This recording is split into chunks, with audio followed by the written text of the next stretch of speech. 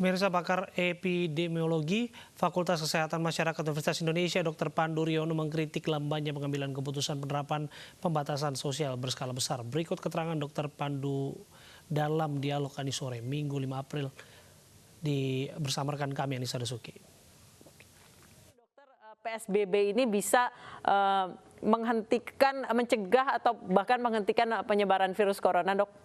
Ya, jadi pembatasan sosial ini memang itu adalah satu pilihan untuk mencegah penularan. Dan kalau itu dilaksanakan dengan baik dan benar, akurat, cepat, dan strategis, itu mampu menekan penularan.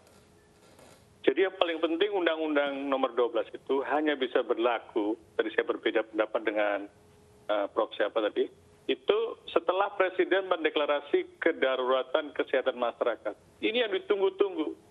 Ketika Direktur WHO menulis surat ke Pak Presiden, sebenarnya yang diharapkan Presiden langsung mengumumkan kedaruratan kesehatan masyarakat. Sehingga pembatasan sosial berskala besar. Jangan sampai nanti salah tafsir, Pak. Undang-undang itu tidak berlaku tanpa PP. Itu nanti salah. Pak, iya. tolong dengarkan dulu. Iya. Dengarkan dulu, saya belum selesai ngomong. Iya. Baik, silakan Dr. Pandu. PSBB itu bisa saja bersifat himbauan sampai pembatasan sosial berbasis berskala besar itu total. Kalau total itu benar-benar digerak, tidak ada mobilitas penduduk. Jadi spektrumnya itu dari himbauan, mulai menutup, mulai besar, melarang mudik, dan sebagainya, melarang pergerakan dari pelabuhan dan sebagainya. Itu PSBB. Itu yang harus dilakukan oleh pemerintah. Dan sebenarnya PMK yang dikeluarkan oleh Kemenkes itu, saya bilang cabut aja, nggak ada gunanya. Nggak ada gunanya. Kenapa nggak ada gunanya?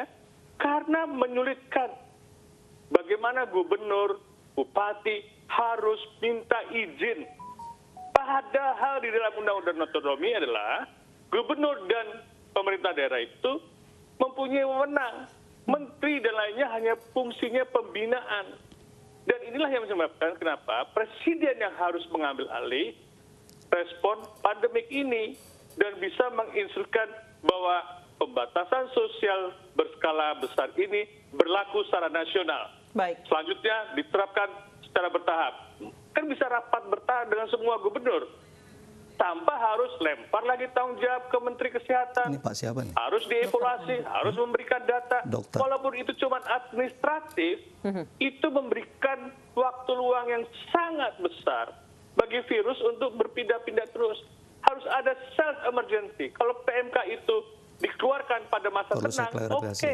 Ini pada masa di tengah berkecamuknya wabah dan korban setiap hari selalu ada. Ini yang menurut saya berbeda urgensinya. Kita dalam tahap yang sangat gawat kedaruratan ini. Jadi kita harus menyederhanakan. Kalau saya jadi menteri, suruh merintahkan, saya buahnya buat SK, PSBB berlaku untuk nasional.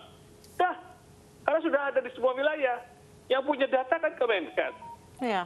Ini yang menurut saya agak muter-muter aja di situ, seakan-akan kita tidak tahu apa-apa. Semua orang udah tahu kok. Baik.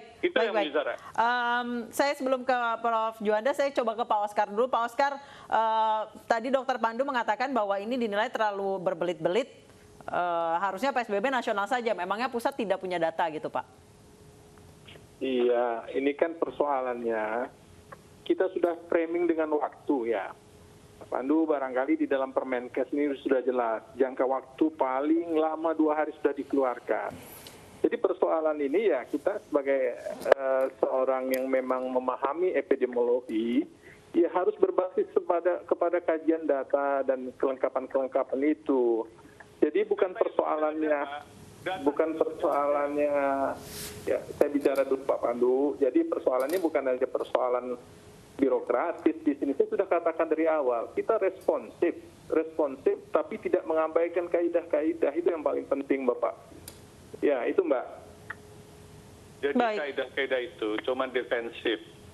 Karena sudah terlambat sebulan, tidak melakukan apa-apa.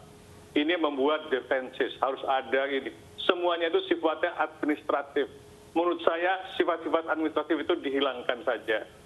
karena Menteri Kesehatan sudah mengetahui dengan input dari Dirjen, P2P dan sebagainya, bahwa penyebaran ini sudah meluas ke seluruh masyarakat, sehingga perlu diberlakukan PSBB berlaku nasional. Dah, titik. Nanti untuk evaluasinya, baru administratif itu jalan untuk kajian-kajian, bagaimana mencabutnya. Jadi jangan menunda-nunda, karena kita berlomba dengan kecepatan penularan, Pak. Ya, silakan Pak Oscar. Pak Oscar? Ya, barangkali dalam kasus ini kita pernah melakukan penundaan. Semuanya sudah kita pahami. Himbauan pemerintah sebenarnya sudah bergerak dengan kecepatan yang sama, tetapi dengan PSBB ini kita lebih menstrukturkan semua peran, ya.